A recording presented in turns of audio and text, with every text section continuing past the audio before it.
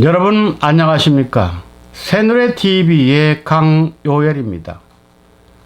이번 주에도 저번 주에 이어서 요한계시록 10장 1절부터 3절 말씀을 가지고 말세에 나타나는 인자의 모습에 대해서 말씀드리도록 하겠습니다. 본문에 보면 힘센 다른 천사가 구름을 입고 하늘에서 내려오는데 그 머리에는 무지개가 있고 그 손에는 펴놓인 작은 책이 있으며 그의 음성은 7 우레소리와 같다고 말씀하고 있습니다.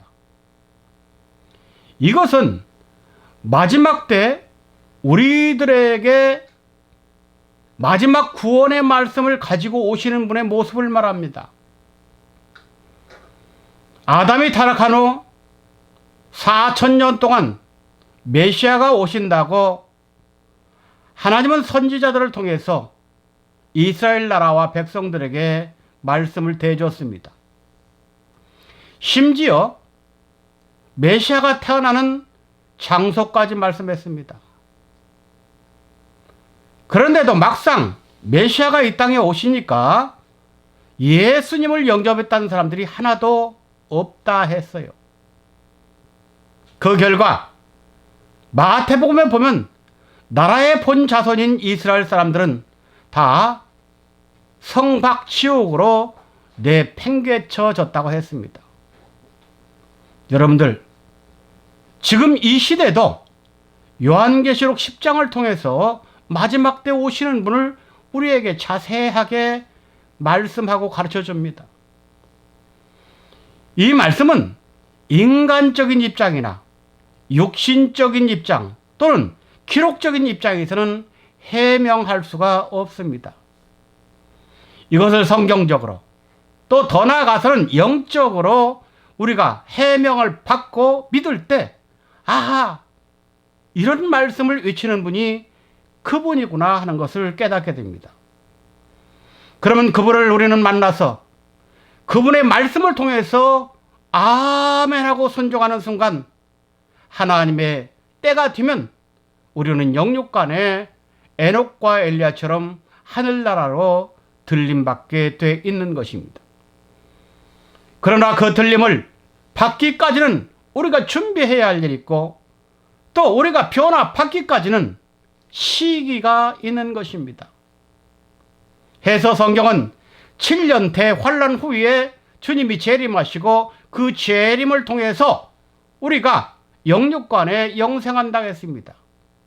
그렇게 되기 위해서는 이 땅에서 말씀을 가르쳐 주시는 분을 우리는 만나야 되고 그분을 통해서 만남을 통해서 그 말씀을 깨달을 때 그 말씀을 붙잡고 끝까지 환란 때 사수했을 때 마지막 아름다운 결실을 맺게 되는 것입니다.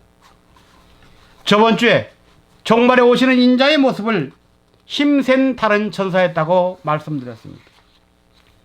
구름을 입고 온다고도 말씀드렸습니다. 하늘에서 내온다고도 말씀했습니다. 오늘은 네 번째로 머리 위에 무지개가 있다고 했습니다. 머리는 사상과 이념을 담는 곳입니다. 그래서 성경에서 머리는 최고 봉우리, 사상, 이념 그러한 뜻으로 해석됩니다.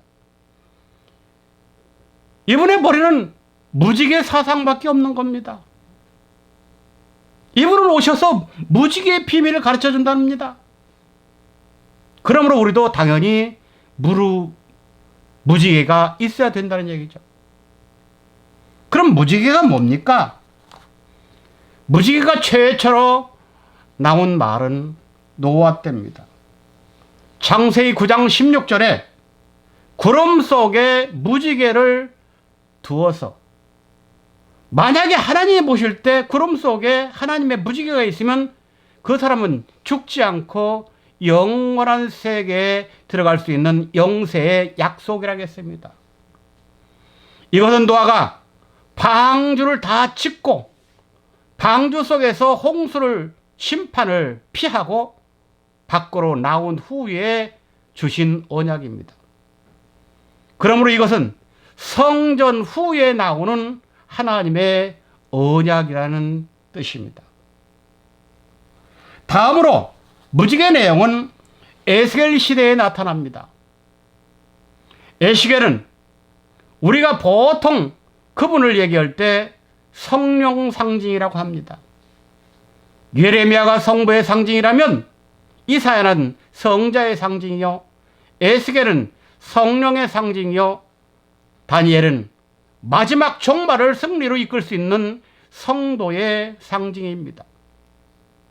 성령 상징하는 에스겔에게 하나님은 에스겔 1장 28절에서 무지개를 무엇이라고 표현했냐? 여호와의 영광의 형상의 모양이라고 했습니다. 무지개가 여호와 하나님의 형상의 모양이랍니다. 그러므로 마지막 때 이 여호와의 형상을 회복하는 방법은 무지개밖에 없다는 말입니다. 아담이 타락함으로 인해서 하나님의 형상을 잃어버렸다는 것을 마지막 때 오시는 말세의 복음을 전달하시는 분을 통해서 우리가 다시 획득할 수 있고 회복할 수 있다는 말입니다. 이분을 만나지 않으면 안 됩니다. 그래서 무지개는 보통 태양이 비가 온 후에 맑은 물방울이 햇빛의 반대 방향에서 그 빛을 받아 나타나는 현상입니다. 다시 말해서 무지개는 태양을 7색깔로 나타난 표현입니다. 성경에서 태양은 하나님을 상징합니다. 그러므로 무지개는 하나님을 우리에게 상징적으로 색깔을 통해 가르쳐주고 있다는 말입니다. 우리는 이 무지개를 신령한 구름, 거듭난 내 마음, 물과 성령으로 거듭난 내 마음에 가지고 있을 때 하나님께서 인정한다는 말입니다. 신약시대의 무지개는 사도 요한에게 나타났습니다. 요한계시록 4장 3절에 이 무지개는 하나님의 보호자를 두르고 있다고 했습니다. 우리가 만약 무지개의 비밀을 회복한다면 우리는 하나님의 보호자의 자격자가 된다는 말입니다. 그래서 사도 요한은 하나님의 보호자를 무지개가 두르고 있구나, 그걸 보고 계시록을 통해서 기록해 준 겁니다. 자, 그렇다면 이렇게 예언하고 예고한 무지개를 초림으로 오셨던 예수님은 어떻게 우리에게 증거하고 있느냐?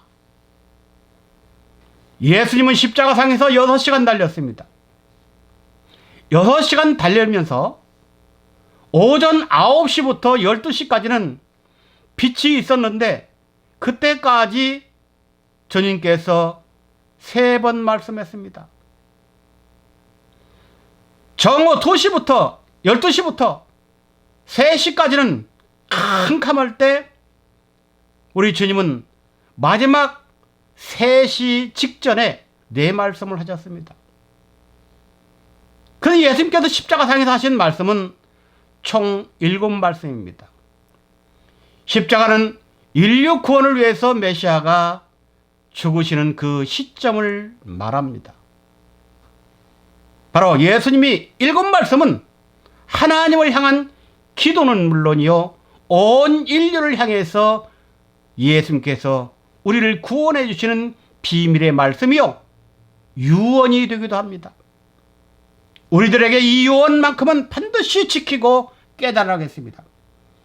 그래서 히브리 9장 16절과 17절에 보면 예수님이 하신 7말씀, 즉 7 언약은 유언이라고 했습니다. 그래서 예수님은 그 유언을 바로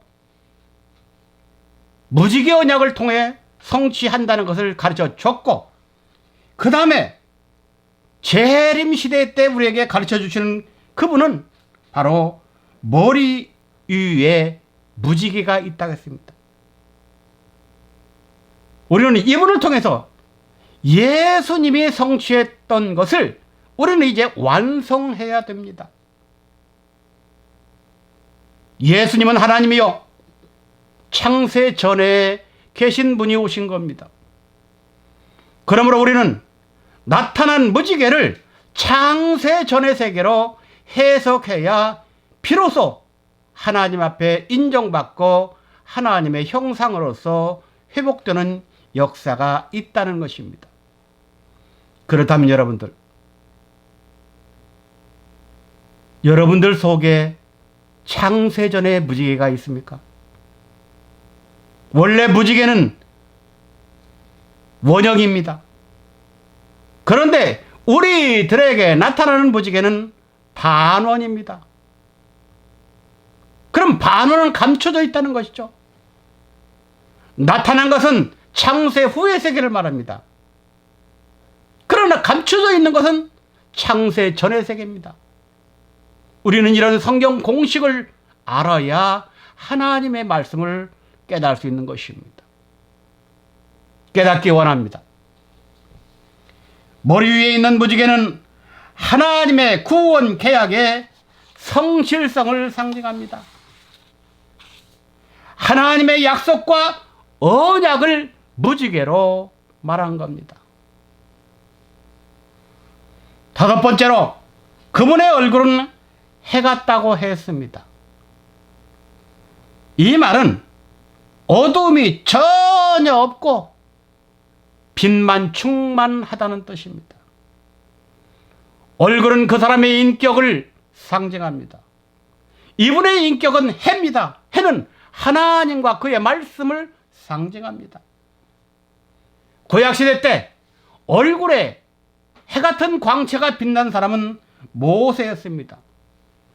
모세는 출애굽기 34장 29절과 30절에 보면 시내산에서 하나님으로부터 직접 십계명을 받고 내려올 때 얼굴에서 광채가 났습니다. 신약시대 때 태양보다 더 밝은 얼굴을 가진 분은 예수였습니다. 마태복음 17장 2절에 높은 산 변화산에서 변화된 예수님의 얼굴이 햇빛보다 더 밝다겠습니다. 그렇다면 마지막 시대 얼굴에 해같이 광채가 나는 그분은 요한계시록 1장 16절에 재림 시기에 오시는 분을 말합니다. 요한계시록 1장 16절에 보면은 그 오른손에 7뼈를 붙잡고 있는 분의 얼굴이 해 같다겠습니다. 여기서 7뼈는 7 아시아 교회를 말합니다. 얼굴에 해가 같이 빛난다는 것은 하나님의 영광의 광채가 힘있게 임하여 나타냄을 뜻하며 하나님의 성결과 거룩과 의로우심을 의미합니다. 얼굴이 해와 같이 빛난다는 것은 변화할 분의 모습을 말합니다. 모세도 변화 자격자였고 예수님도 변화자였고 말세 복음을 가지시는 분도 변화자입니다. 우리는 이것을 하나님이 원하는 뜻의 세계에서 다시 풀어봐야 됩니다. 우리도 영원한 세계에 들어가려면 해와 같이 빛나야 된다고 마태복음 13장 43절에 나옵니다. 해는 스스로 발광체입니다. 달은 해의 빛을 받은 발광체가 아니라 빛을 받아서 내는 반사체입니다. 영원한 세계는 스스로 빛을 내는 발광체, 해와 같지 않은 사람은 들어갈 수 없습니다. 마태복음 13장 43절 그때 의인들은 자기 아버지 나라에서 해와 같이 빛나리라. 귀 있는 자는 들으라 하셨습니다. 그리고 여섯 번째는 바른 불기둥 같다 했습니다. 불기둥은 어두움은 드러내고 죄악은 태우며 밤과 같은 세상에서는 가나안 땅을 향하여 앞에서 인도해준 불기둥과 같은 역사입니다. 불은 어두움과 죄악에 대해서는 소멸하는 것이요, 뜻을 위해서 하나님의 백성들은 인도해 주는 것입니다. 발이 불기둥 같다는 것은 첫째, 그분의 심판의 위용을 말합니다. 두 번째, 작은 책을 맡은 자의 지위와 사명의 위대성을 상징합니다. 세 번째, 택한 성도에게 보호와 안위와 인도하는 역할을 해 주시는 분이라는 겁니다. 네 번째, 하나님이 약속의 구원의 계획에 신실한 자이심을 말합니다. 이분만이 믿을 뿐이다. 신실하다는 것은 특별히 믿을 뿐이다, 그 말입니다. 이분만이 마지막 때 우리를 영원한 천국으로 인도하시는 마지막 시대의 마지막 분이라는 뜻입니다. 여러분들, 지금 이 시대는 3차 대전으로 달려가는 시대입니다. 빨리 세상이 어지럽고 내 생명이 죽음에 임박하기 전에 빨리 말씀으로 준비하시기 바랍니다. 오늘은 여기서 마치겠습니다. 감사합니다.